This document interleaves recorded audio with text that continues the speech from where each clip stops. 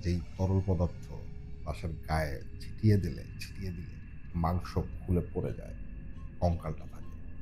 এরপর সে কঙ্কালগুলো বিভিন্ন দামে বিক্রি হয়।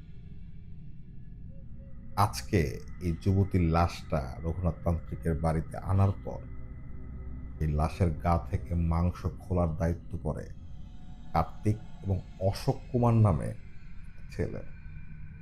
তারা যখন সেই লাশটাকে আ ঠিকমতো প্রসেস করবে, তখন অশোক কুমার কার্তিককে বলে যে, "তুই বোতলটা ধর, আমি একটু ওয়াশরুম থেকে আসি।" অশোক কুমার সেই তরল পদার্থের বোতলটা কার্তিকের হাতে ধরিয়ে দেয়। কার্তিক যখন লাশটার কাছে আসে, তখন লাশটার মুখ খোলা।